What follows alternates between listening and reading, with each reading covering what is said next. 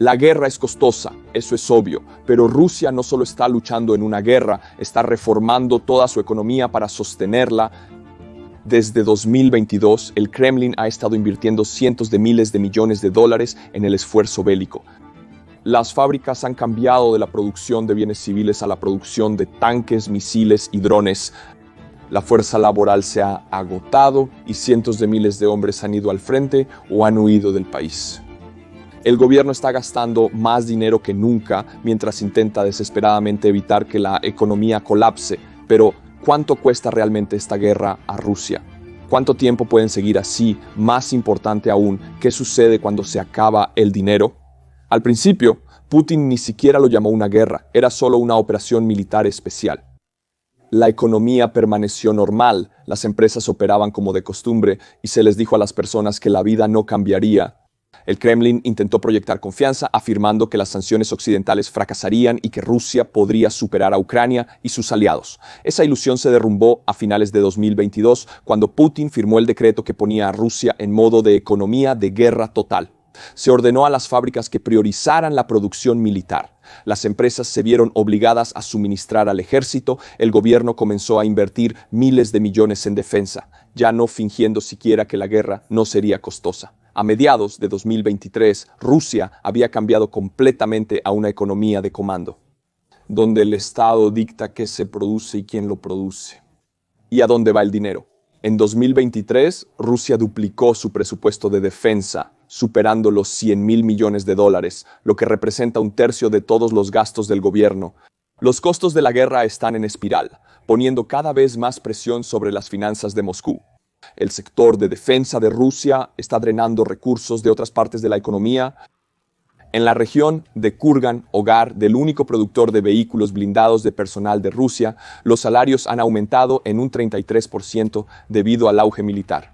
La razón: producción masiva en Kurgan Max-Avod, los exclusivos fabricantes del país de vehículos de combate de infantería, vehículo de combate de infantería, incluyendo el vehículo de combate de infantería 3.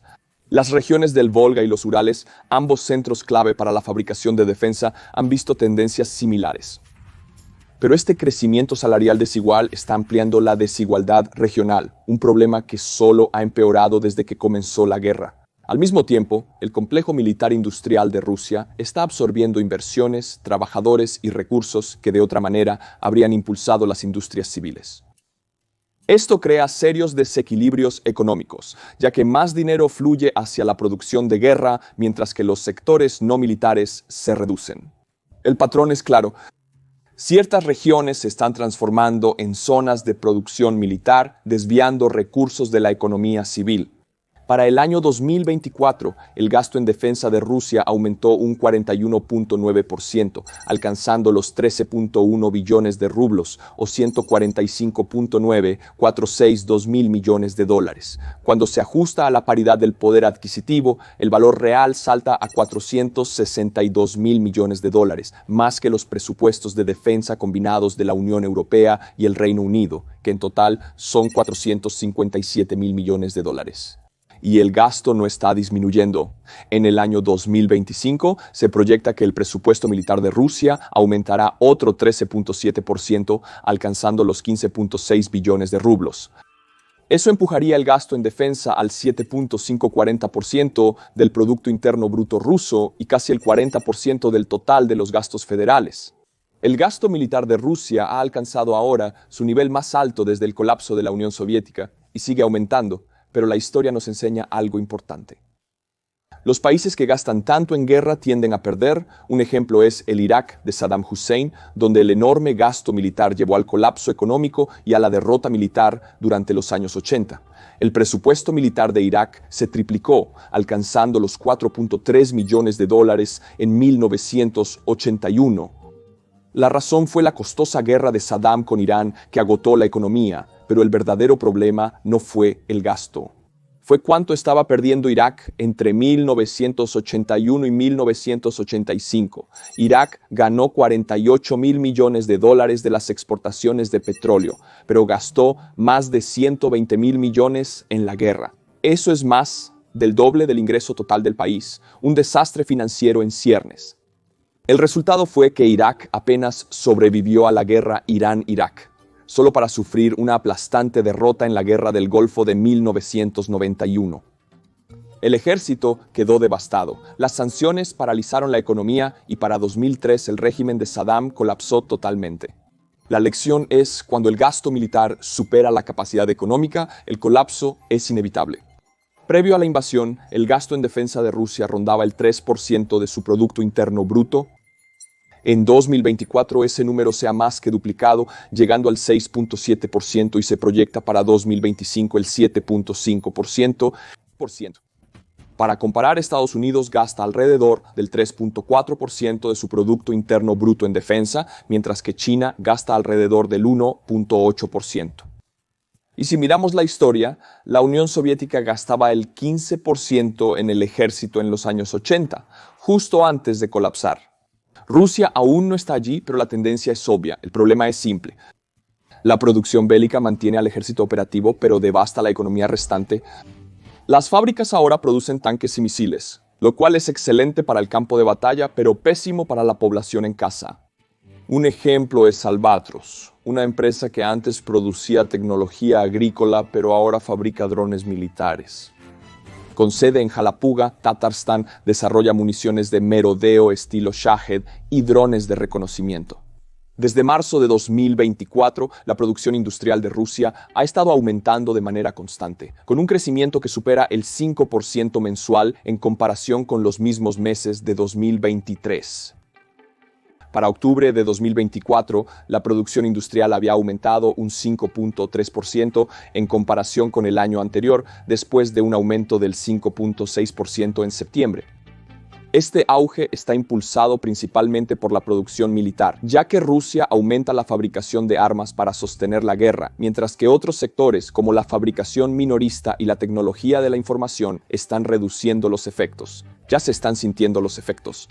La producción de automóviles en Rusia ha caído a la mitad desde 2022. Muchos fabricantes de automóviles extranjeros, incluyendo Toyota, Mercedes y Volkswagen, han abandonado completamente el mercado ruso. La industria tecnológica también ha sufrido un golpe severo, con más de 100.000 especialistas en tecnología de la información abandonando el país desde que comenzó la guerra. El rublo, una vez relativamente estable, ha estado perdiendo valor rápidamente. Para mediados de 2023, el rublo había caído más de 100 por dólar estadounidense, obligando al Banco Central ruso a intervenir y elevar el interés al 21 en un intento por estabilizar la moneda. Fueron efectivos en hacer eso, pero al hacerlo hicieron que el dinero fuera increíblemente caro en Rusia. El préstamo es más caro, lo que ralentiza la inversión y empuja la inflación aún más alta. Antes de la guerra, Rusia tenía un colchón financiero, el Fondo Nacional de Bienestar. Estaba destinado a estabilizar la economía, cubrir los déficits presupuestarios y ser una red de seguridad en caso de crisis. A inicios de 2022, este fondo poseía cerca de $175.000 millones. Pero desde que comenzó la guerra, Rusia ha estado agotándolo rápidamente. A principios de 2024 ya se habían gastado más de $50.000 millones. Al mismo tiempo, el gobierno ha estado vendiendo oro y reservas extranjeras para respaldar el rublo y financiar el presupuesto. A día de hoy, solo quedan alrededor de $116.000 millones en el Fondo Nacional de Bienestar. Y aquí está el verdadero problema. El Kremlin no tiene forma de rellenarlo. Antes de la guerra, gran parte del Fondo Nacional de Bienestar provenía de los altos ingresos del petróleo y el gas.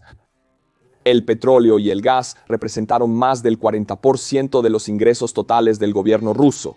En 2021, Rusia obtuvo $240.000 millones. Tras la invasión, las exportaciones de energía y sanciones occidentales golpearon fuertemente.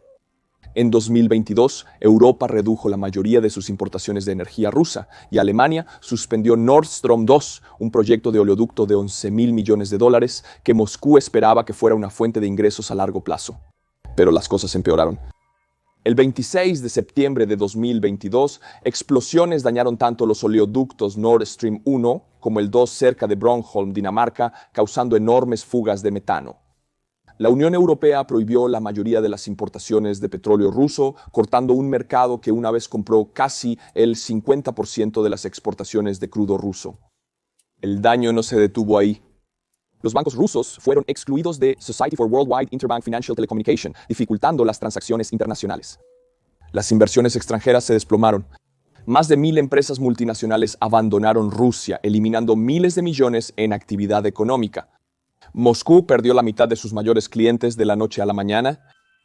Rusia ahora vende su energía a precio reducido a China e India, ingresando solo 99.000 millones en 2023, mucho menos ingresos que antes. Aún peor, Rusia ahora depende de una flota sombra de petroleros para evadir las sanciones.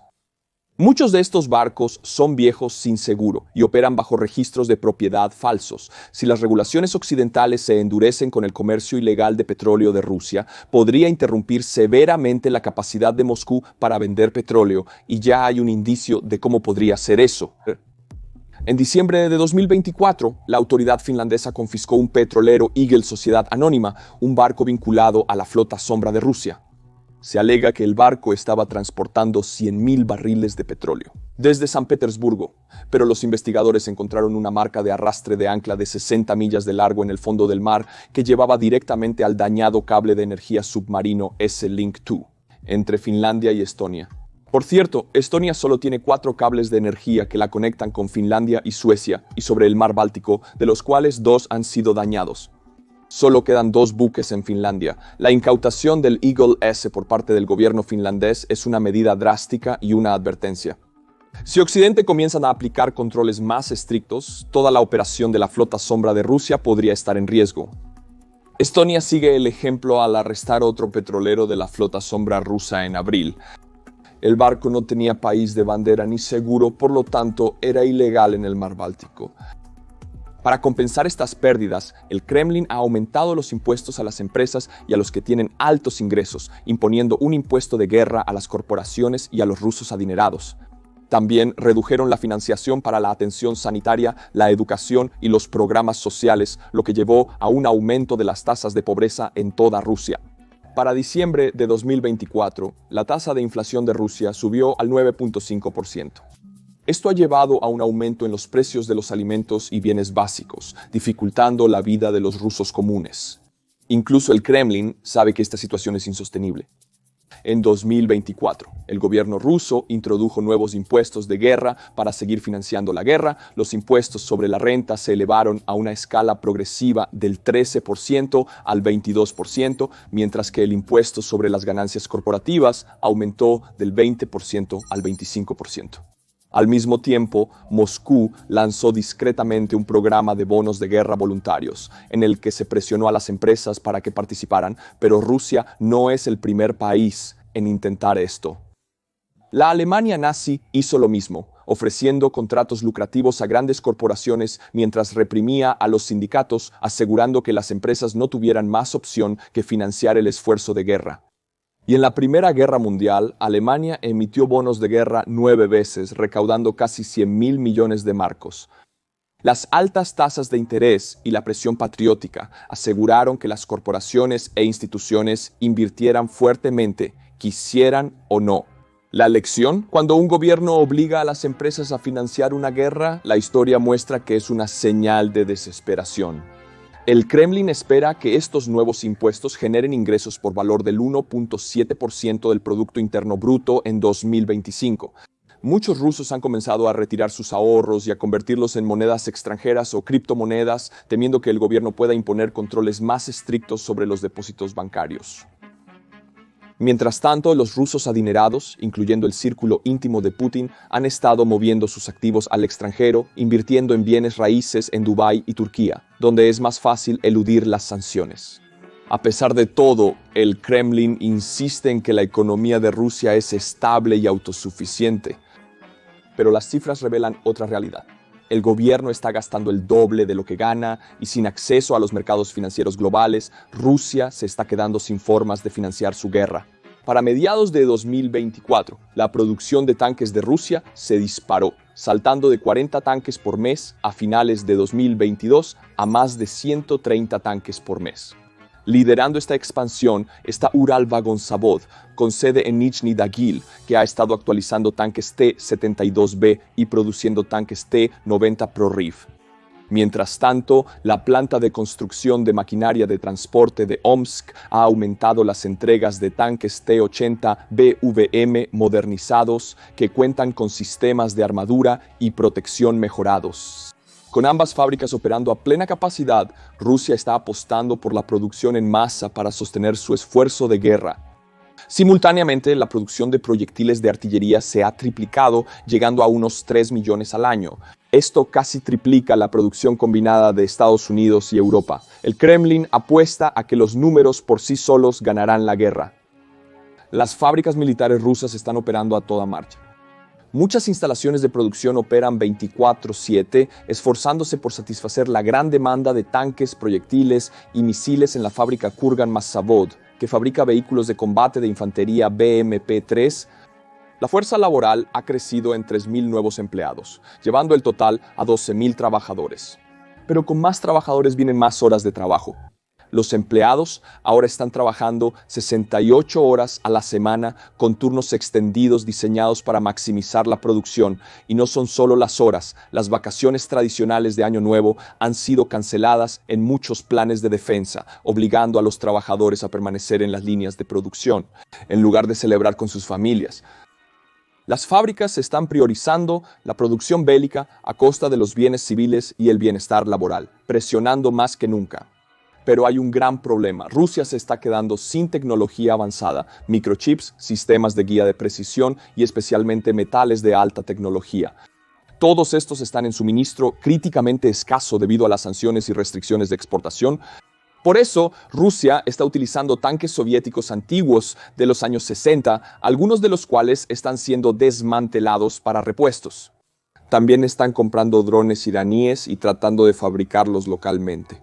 También contrabandean electrónicos occidentales a través de China y mercados negros. La economía de guerra de Putin está produciendo más armas, pero de menor calidad. Rusia se está quedando sin gente. Una economía de guerra requiere personas para los campos de batalla y las fábricas. Pero la población de Rusia se está reduciendo más rápido que nunca. Desde el 2022, más de 1.3 millones de rusos huyeron del país. La mayoría son jóvenes que evitan ser reclutados. Al mismo tiempo, Rusia ha movilizado a más de 600.000 soldados, sacando hombres de la fuerza laboral y llevándolos al campo de batalla. El resultado: una enorme escasez de mano de obra. Para solucionar esto, Rusia ha obligado a los prisioneros a trabajar en fábricas de armas.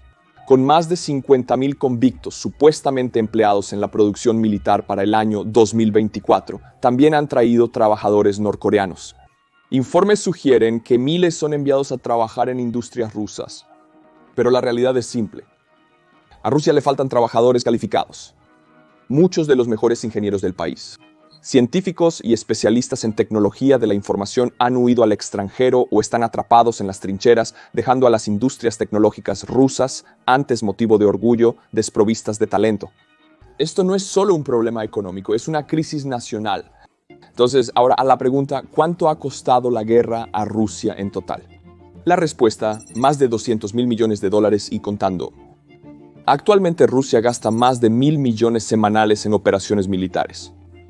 Desde que comenzó la guerra, Rusia ha gastado más dinero luchando en Ucrania de lo que gastó durante toda su campaña en Siria. Pero la pregunta más grande es, ¿cuánto tiempo puede sostener esto Rusia? La respuesta es simple, probablemente hasta el 2026. Para entonces a Rusia le faltarán recursos, mano de obra y armas. Si Occidente endurece más las sanciones, el colapso podría adelantarse. La estrategia de Putin es simple, pero insostenible. Sigue lanzando dinero, soldados y misiles al problema y espera algo peor. Pero en algún momento el sistema se romperá. Cuando eso suceda, Rusia no solo perderá la guerra, sino que podría enfrentar un colapso económico peor que la caída de la Unión Soviética. Y esto nos lleva a la pregunta final. ¿Qué sucede cuando Rusia ya no puede costear esta guerra? Pues cuando se acaba el dinero, la guerra no se detiene sin más. La verdadera crisis comienza. Amigos, gracias por ver el video.